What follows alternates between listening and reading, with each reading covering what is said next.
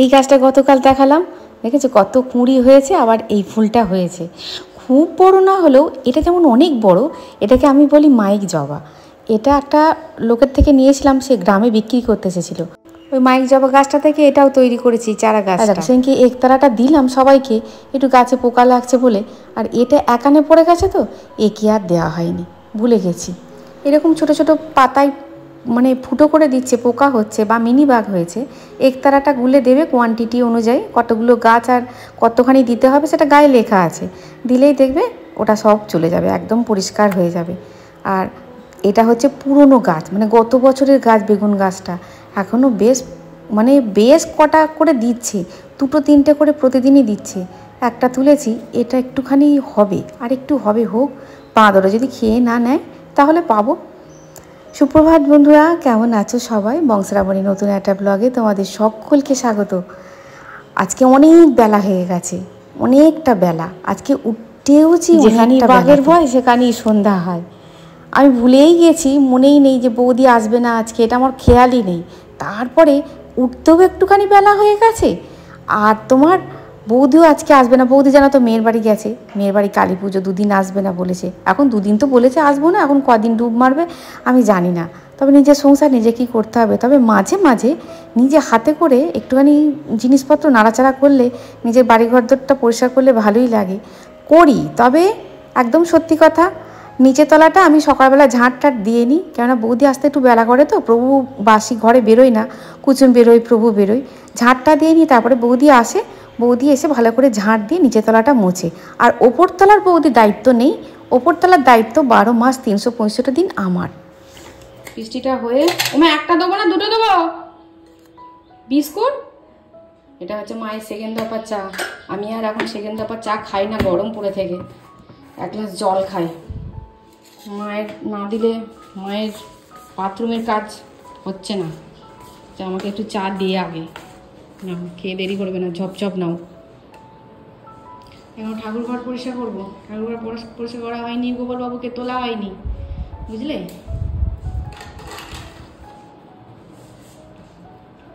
আর মা পালাবে লক্ষ্মী পুজো,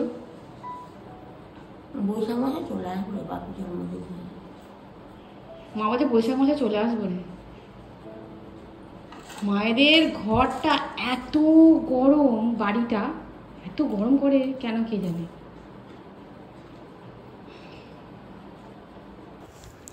উপরতলা পরিষ্কার করে নিচে চলে গেছি, কাপড় কাচা অলরেডি হয়ে গেছে। তারপরে মনে পড়লো, ও মা, আমি তো গাছেই জল দিতে ভুলে গেছি। মানে কি বলবো, এই দেখো বৌদি থাকে, মিলেমিশে কাজগুলো করি।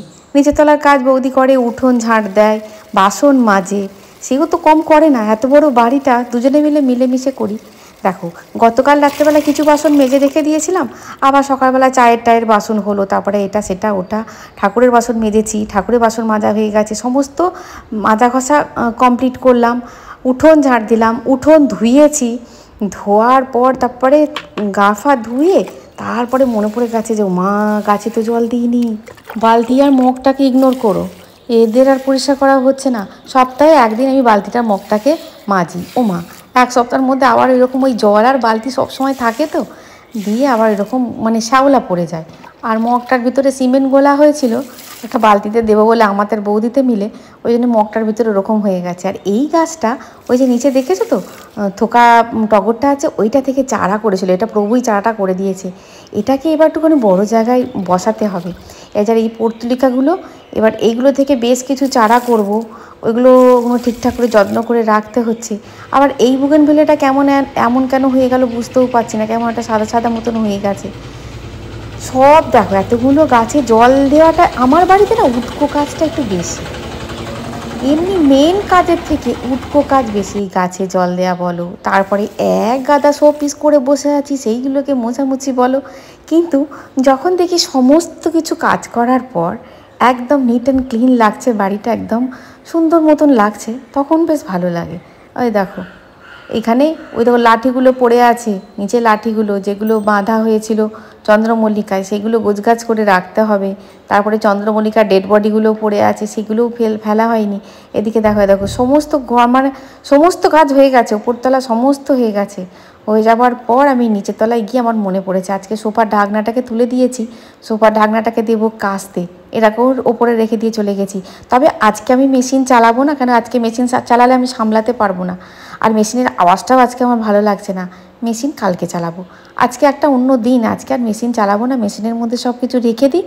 কালকে হচ্ছে রবিবার, কালকে একদম সকালবেলা উঠেই মেশিনটা চালিয়ে দেবো। 8টার মধ্যে কমপ্লিট হয়ে যাবে মেশিনের কাজ, ব্যাস 8:30টার মধ্যে সমস্ত শুকর টুকর দিয়ে দেবো, বেলা 10টার মধ্যে জামা কাপড় সব গুছিয়ে নেব। হ্যাঁ বাঙালি তো, বাঙালি। সুপ্রভাত, কেমন আছো সবাই? বংশাবলী নতুন একটা ব্লগে তোমাদের সকলকে স্বাগত। এই আসতে দে না, টিভিটা আসতে দে। কুসুম গেছিল একাডেমিতে, প্র্যাকটিস করে চলে এসেছে, একটা প্র্যাকটিস করে চলে এসেছে, একটা পড়া আছে, পড়তে যাবে, এসে আবার প্র্যাকটিস আছে, যেতে হবে। সকাল সকাল রান্না বান্না করতে হবে। আজকে হচ্ছে শনিবার, বিশাল পরিবর্তন হচ্ছে, জানি না কার জীবনে কি পরিবর্তন হবে, তবে ঈশ্বরের কৃপায় যেন সকলে ভালো থাকুক, সুস্থ থাকুক, কি বলো? আর এই আসতে দে না কুচুম, এসে এবার একটুখানি খাচ্ছে, একটু খেতে খেতে, এই যে ছেলেদের না এই খেতে খেতে টিভি দেখা, টিভি দেখছে, বলছে ওমা শোনো বিরাট কোহলি দেখো গান করছে 8 বছর আগে কোন একটা প্রোগ্রামে, জোয়াটা কে আবো নিভানা পড়েগা, জোয়াটা কে আবো নিভানা পড়েগা। কি ভালো গাইছে গো, কি ভালো। আমি বলছি শোনো মা শোনো, এটা তো বিরাট কোহলি গান করছে। আমি দেখ কত সুন্দর গান করছে। এটাতে জল নেওয়া হয়নি, এটাতে জল দিতে হবে। এ একানে পড়ে গেছে না, মাঝে মাঝে একটুখানি নজরের বাইরে চলে যাচ্ছে। পরশুদিন দিয়েছিলাম চাল ধোয়া ডাল ধোয়া জল। এ মা ফুটো না খেয়েছে না তো, বাইরে বার করে একটু ধুতে পারলে ভালো হয়।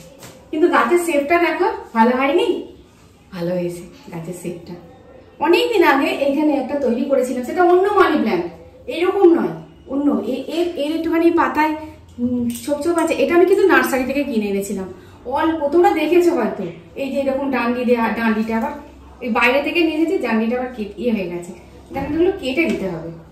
কিন্তু কাটার ওই ইয়েটা পাচ্ছি না, প্রভু যেগুলো যেটাতে গাছ কাটে ওটা আমি পাচ্ছি না, কোথায় রেখেছে ভগবান জানে, পাচ্ছি না। চলো মোটামুটি এবার কাজে লেগে পড়ি। আর আজকে সকালবেলা ব্রেকফাস্ট বলতে দুধটা, আমি দুধটা খাবি না সারাদিন, তাই দুধটা গরম করে দিলাম। দুধ, কর্নফ্লেক্স, কলা, খেজুর, আর এই দেখো আমন্ড ভিজিয়ে রেখে দিয়েছিলাম। হ্যাঁ দেখো আমি আমার খাওয়া হয়নি, আমন্ড সব দিয়ে ওকে দিয়ে দিয়েছি। আজকে সকালের ব্রেকফাস্ট কিছু করিনি, আমি বুঝতেই পারিনি ও চলে আসবে। ওখানে ক্যান্টিনে খেয়ে নেয়, খেয়ে নিয়ে এসে সন্ধ্যাবেলা আসে, ও পড়া আছে, আসতেই হতো। আজকে ওর বাবা নিয়ে গেছে, আবার একদম প্র্যাকটিস করিয়ে নিয়ে চলে এসেছে।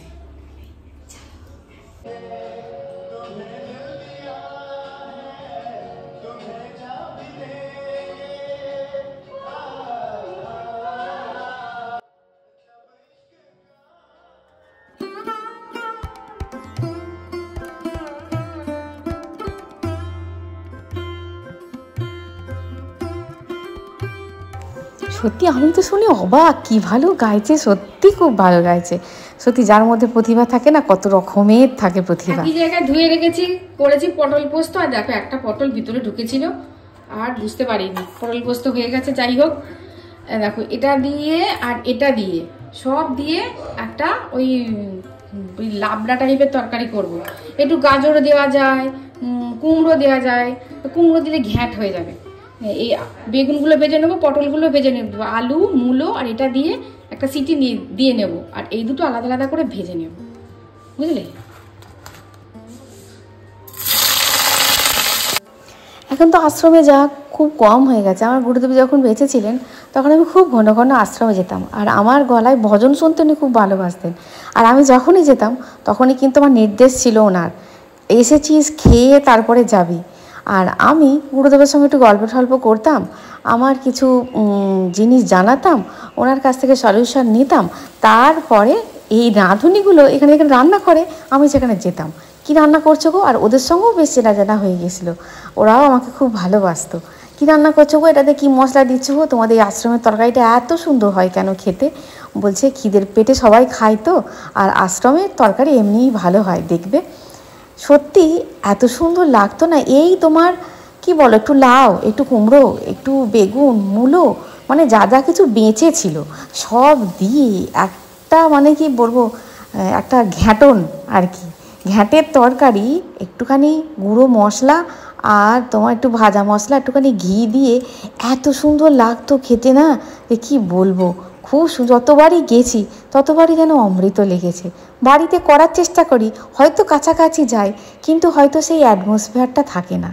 সেই যে একটা চারিদিকে ধূপের গন্ধ, একটা সবাই মানে নাম সংকীর্তন হচ্ছে, সেইখানে একটু ভোগ রান্না খাচ্ছি, সেই অ্যাটমসফিয়ারটা হয়তো থাকে না, তার জন্য হয়তো অনুভবটা করতে পারি না। তবে এই তরকারিটা কিন্তু বেশ ভালো হয়েছিল।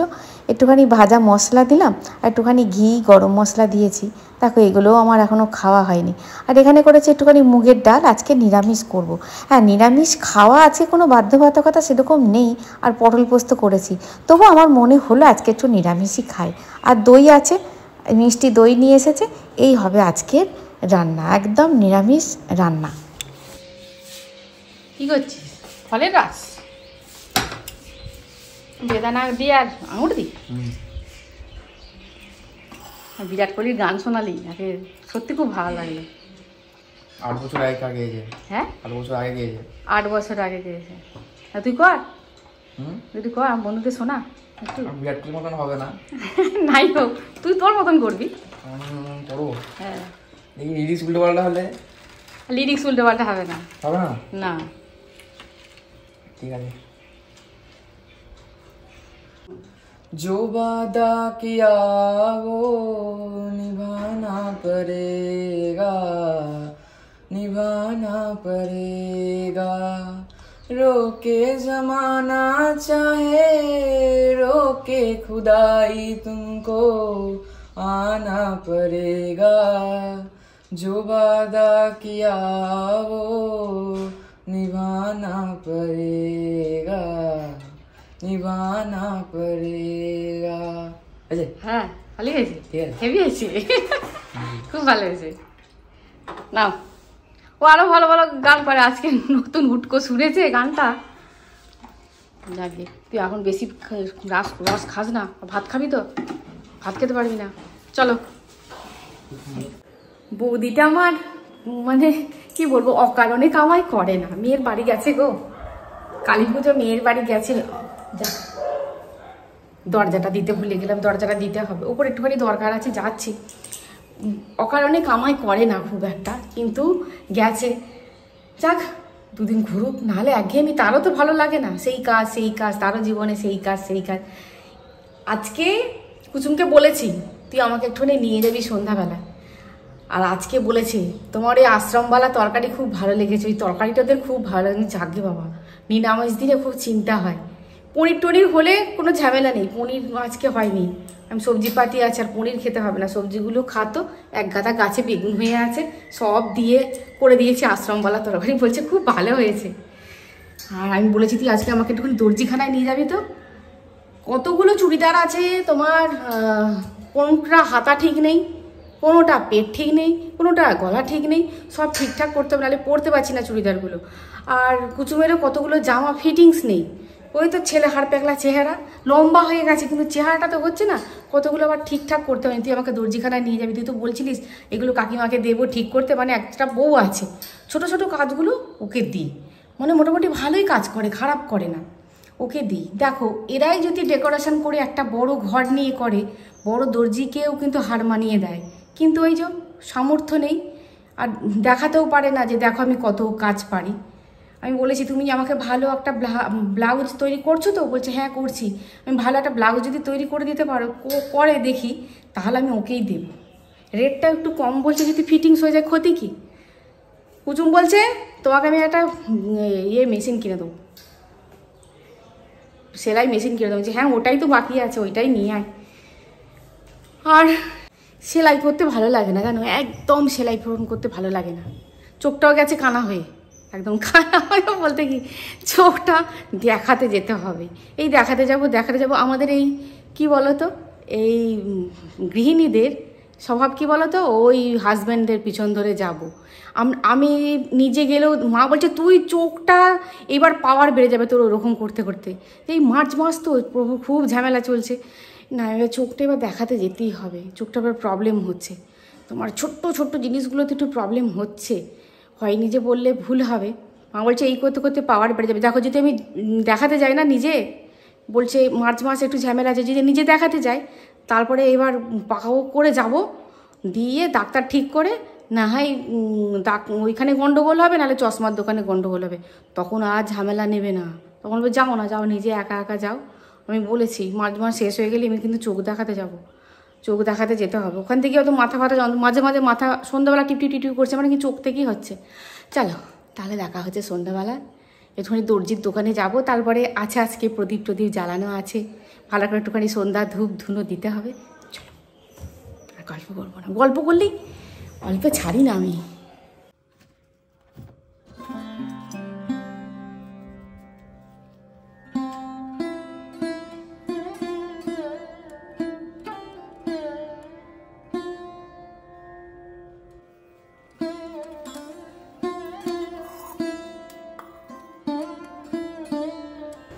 শুভ সন্ধ্যা বন্ধুরা। ধুনুটাকে ধরিয়েছি, মানে এখনও ঠিকঠাকভাবে ধরা হয়নি, সব কিছু দেওয়া হয়নি, দেব। তার আগে এখানে গোপালবাবুকে সেবা দেব, সন্ধ্যা দেখাবো। আর এইটা হচ্ছে চারমুখো প্রদীপ নিয়ে এসেছি, তবে দেওয়াটা তোমাদেরকে দেখাতে পাচ্ছি না, কেন ওটা দেখানো উচিত নয়। এই দেখো চারমুখো প্রদীপ, দেখেছো? এই দেখো ঘাঁচগুলো দেওয়া আছে, একটা করে সলতে দিয়ে দেব। আরও সুন্দর সুন্দর ডিজাইনের প্রদীপ আছে, এটাই প্রভু পেয়েছে। যাকে নিয়মটাই হচ্ছে আসল, যেমনই হোক না কেন, উপকরণ যেমনই হোক না কেন, আমরা সাধারণ মানুষ সাধারণ টোটকা করব, যেটা বাস্তুর পক্ষে মঙ্গল, যেটা গৃহের পক্ষে মঙ্গল, এবং যেটা চিরাচরিত প্রথা, যেটাকে ভাঙার মতন ক্ষমতা আমাদের সাধারণের নেই। যুক্তি তর্কের এগুলো অনেক ঊর্ধ্বে, আমরা এগুলো করব। ভগবানের প্রতি বিশ্বাস আর কর্মের প্রতি নিষ্ঠা থাকলে সমস্ত প্রতিকূলতা আমার মনে হয় উত্তীর্ণ করাটা সহজ হয়। হয়তো দেরি হয়, কিন্তু হয়। আর হাই হ্যালো করতে পারিনি, চলে এসেছি এই দিদির কাছে। দেখেছো, মানে এত কষ্ট হচ্ছে দেখে।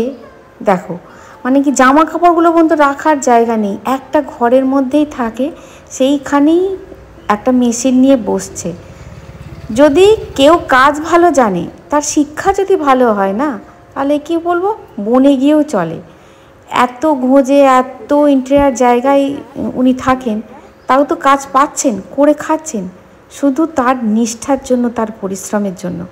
একদিন এইখান থেকে কে বলতে পারে না এটা বড় ঘর হবে না, বড় টেলারিংয়ের জায়গা হবে না, আরও 2-4টে লোক কর্মচারী কাজ করবে না, কেউ বলতে পারে? কেউ বলতে পারে না।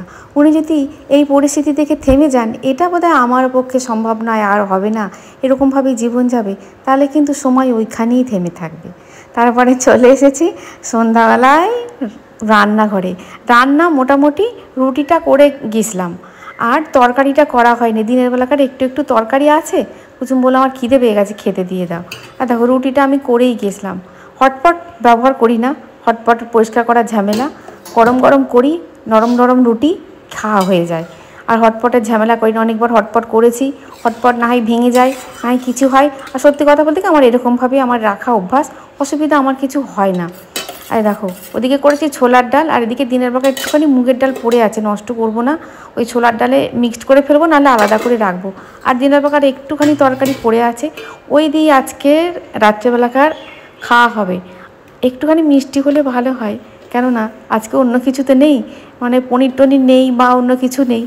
তবে খিদে পেয়ে গেছে যখন বলেছে, তখন যা দেবো তাই খেয়ে নেবে। আর একটুখানি তোমার আখের গুড় আছে, কিছু আমার আখের গুড়টা খেতে খুব ভালোবাসে, বলেছে একটুখানি দুধের সঙ্গে আখের গুড় মিশিয়ে আমায় দেবে, আমি 2টো রুটি ওইতে খাবো। আমি আচ্ছা ঠিক আছে, 2টো রুটি তরকারি দিয়ে খা, আর 2টো রুটি আখের গুড় দিয়ে দুধ দিয়ে খাবি। আখের গুড়টা খুব ভালো এনেছে এবারে, এত সুন্দর আখের গুড়টা এনেছে, খুব সুন্দর। ছাতু দিয়ে আমি 2 দিন খেয়েছিলাম তো, খুব ভালো নিয়ে এসেছে। এইরকমই হয় বন্ধুরা, দিনের বেলাকার হয়তো একটু আধটু তরকারি বেঁচে যায় বা কোনো দিন বাঁচেই না। আমার ফ্রিজে রাখার কোনো ঝামেলাই নেই, ফ্রিজে আমি রাখিই না, কোনো তরকারি আমার ফ্রিজে সেরকমভাবে থাকে না। ওই দিনের বেলা রাত্রিবেলা হয়তো একটুখানি থেকে গেল, খেয়ে নিলাম, রাত্রেবেলাটা পরিমাণ মতন তরকারি করলাম, সেটা রাত্রেই উঠে গেল। তাহলে বন্ধুরা ভিডিওটা এই পর্যন্তই, দেখা হচ্ছে নেক্সট ভিডিও। খুব খুব খুব ভালো থাকবে, খুব সুস্থ থাকবে। আচ্ছা বন্ধুরা, টাটা।